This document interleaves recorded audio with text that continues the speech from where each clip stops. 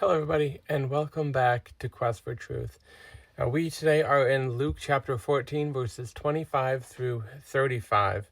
We're looking at this interesting passage that comes right after last week, where we kind of ended with this idea of inviting all of these people in who to this dinner who couldn't afford it or anything. And so this week it doesn't it gives a little pushback to that, maybe a little bit of the, okay, so you've been invited. However, before you accept the invitation, here's some things to think about. So we're going to start off in verses 25 through 27. It says this: Now large crowds were going along with him, and he turned and said to them, If anyone comes to me and does not hate his own father and mother and wife and children and brother and sister, yes, even his own life, he cannot be my disciple. Whoever does not carry his own cross and come after me cannot be my disciple. So before we get to the two things here that Jesus says makes you not be able to be his disciple, we want to start off with verse 25. So we see a bit of a change of a setting here. He's back out on the road walking, and now a large crowd is following him. So before he was, at this dinner with the Pharisees, and he was talking with them and with the guests. But now we are with this large crowd of individuals, and he's turning to the large crowd that's following him for various reasons, mostly to hear what he had to say because they thought he was, a good teacher or something, and they wanted to follow along. Some to see, the miracles and that aspect of it. But so all of these people that have, many different motivations for following him, he turns to them, and that's who he's speaking to. And so there are two then stipulations, he says, for being his disciple. And the first is that you hate your father, mother, wife, children, brothers and sisters, and even your own life. And, this idea here isn't that you hate them in the sense of just being strictly hating them. And that would go against, the law, honor your father and mother. And Jesus has said that is good, to honor your father and mother. And so to hate them wouldn't do that. So what does it actually mean here to hate your father, mother, wife, children, brothers, and sisters? And we'll see this as we go along. It helps, as you look at the rest of it, to actually say, oh yeah, that's really what it means. It's not that you hate them, it's a comparison. It's that you have to stand with Jesus so much that it looks as though you hate them in comparison to him. And a lot of things come up where there can be divisions, and you have to either choose a family member or Jesus. And so you have to be able to make that decision to follow Jesus, even to, to stand against those people that are the closest to you. And that's really the kind of the beginning of this whole passage here of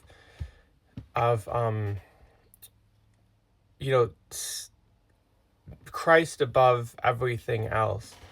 And we'll see that especially as we get down to verse 33.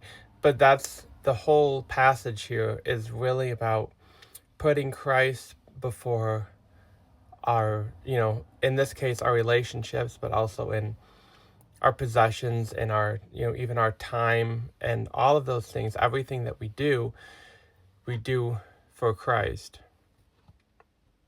So you can't be his disciple if you put your family members above Jesus, because when the time comes to, to follow Jesus, and yet, well, something happened with them, you're going to follow them instead of following him.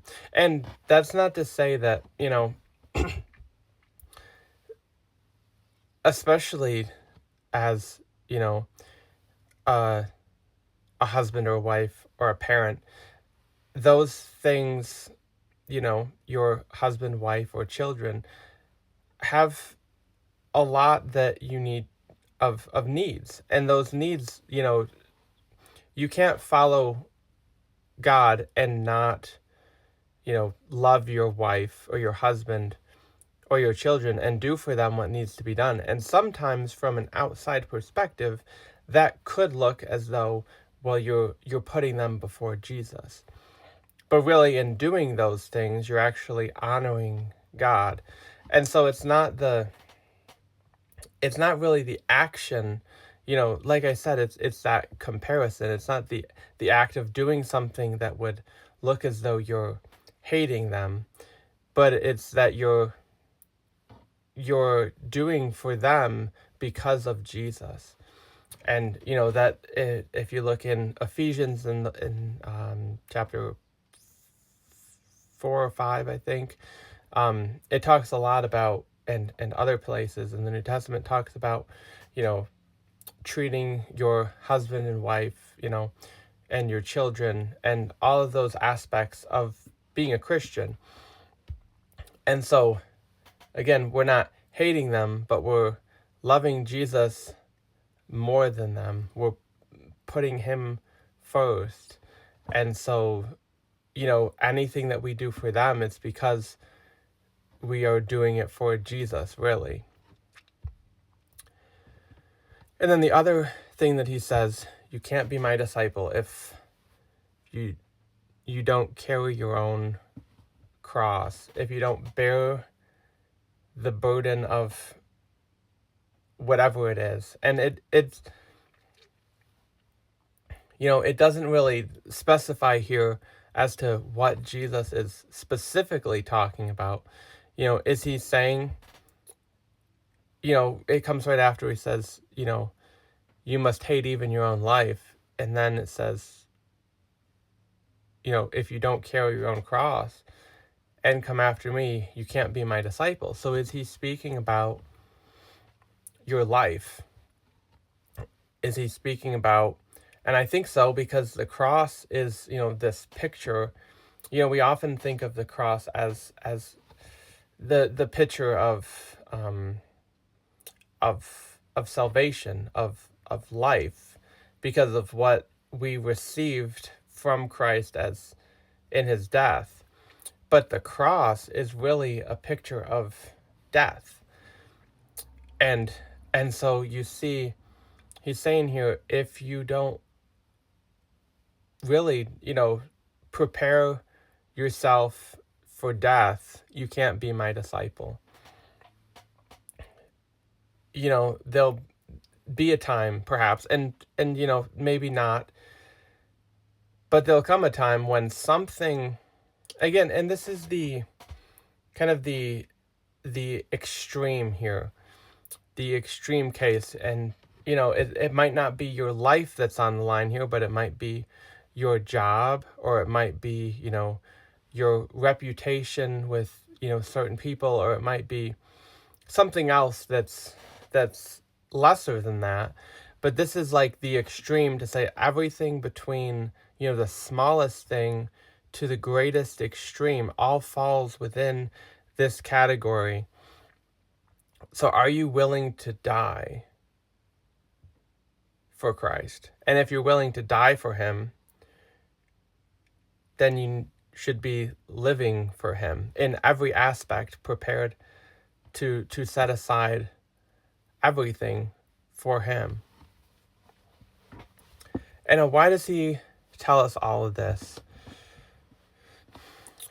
Well, verses 28 through 32 kind of tell us why, and then we get back into kind of clarify, conclude at the end.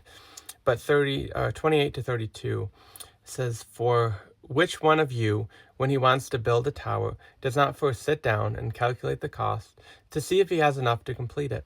Otherwise, when he has laid a foundation and is not able to finish, all who observe it begin to ridicule him, saying, 'This man began to build and was not able to finish.'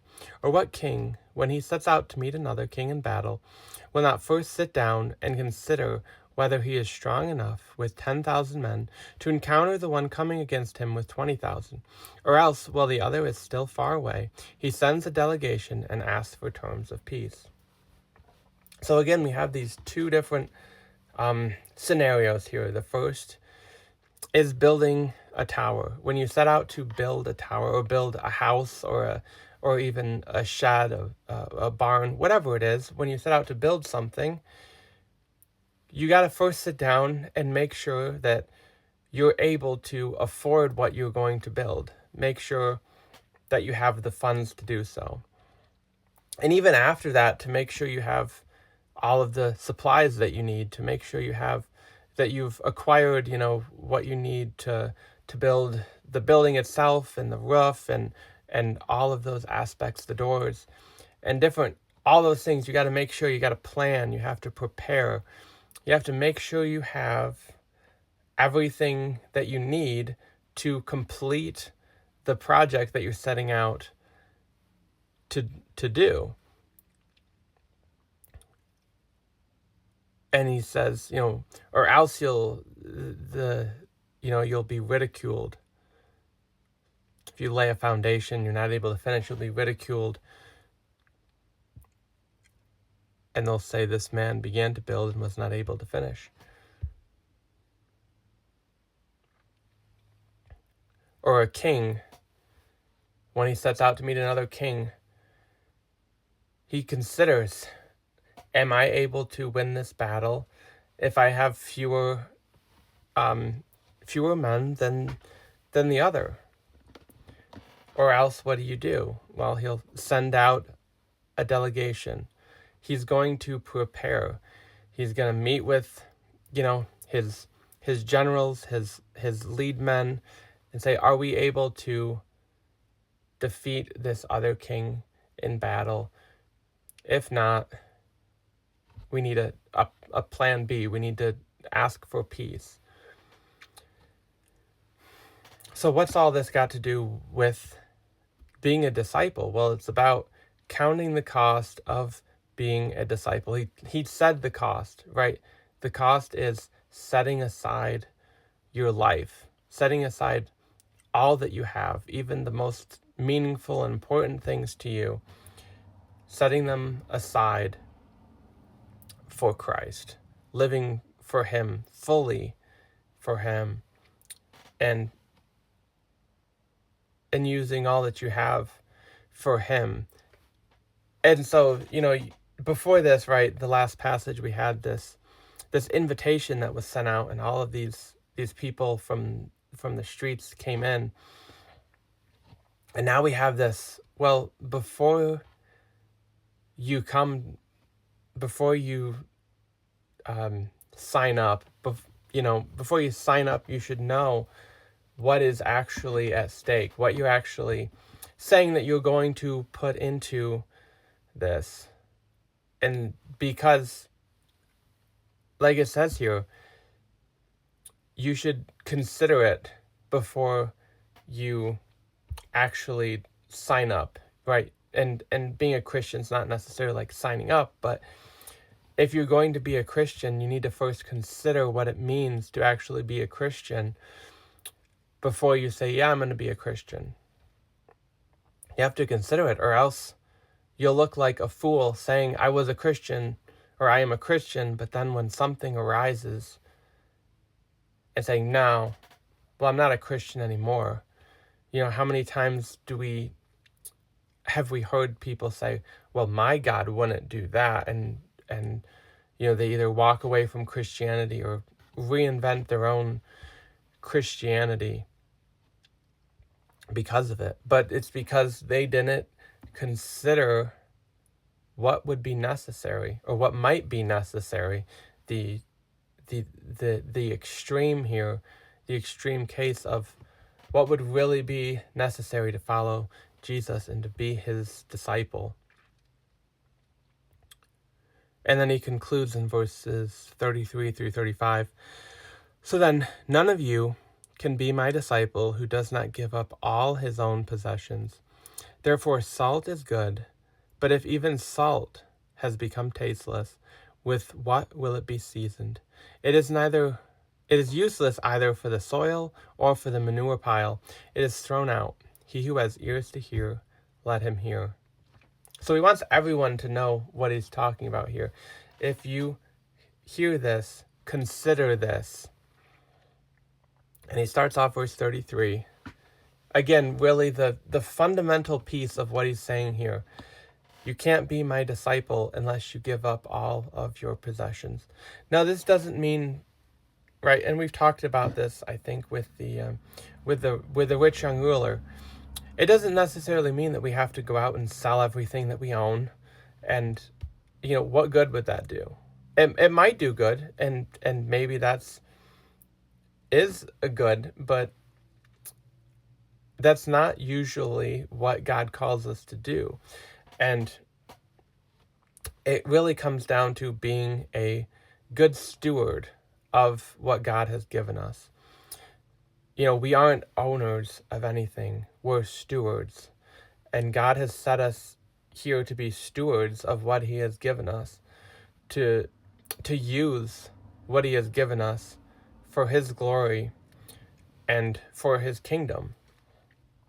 And so using those things, realizing that we don't own them, but we are stewards of them, means that God is ultimately the owner, and he could take it away. He can remove, whatever it is from us. But while we have what we have, we should use it to glorify him, steward it well while we have it. And he says, and this next part, this idea of the salt losing its taste, right? It's brought up other places here, but really the idea here is that, if you're a disciple, if you claim to be a disciple of Christ, and yet you haven't counted the cost, and then when something happens, something comes up, or, you lose the possession that you thought you thought was yours, and God takes it away, you walk away. Well, it's like the salt losing its taste. And what good is it for? It gets thrown out. It's useless it's not for the soil or the manure pile. It's just thrown out. It's cast out. And that's, the picture here. The picture is, if you're going to be a disciple of Christ, you need to count the cost, so that when those costs are taken, you can actually be able to complete the race, as Paul uses the metaphor, to run the race fully, to not be, get halfway and then get caught up in this or that or the other thing that comes up, but to complete the race, to live a life fully for Christ, to end well.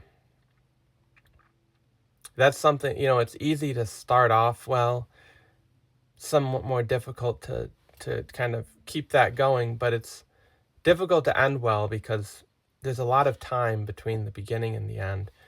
But when you count the cost of what it means to be a disciple, and when you put everything in his hands, and when you realize that when you do that, it doesn't take away from you, but it actually gives back to you, because God is good. And he has given us everything we have. So as stewards of that, we're free to use all that we have for his glory and to live fully for the kingdom of God.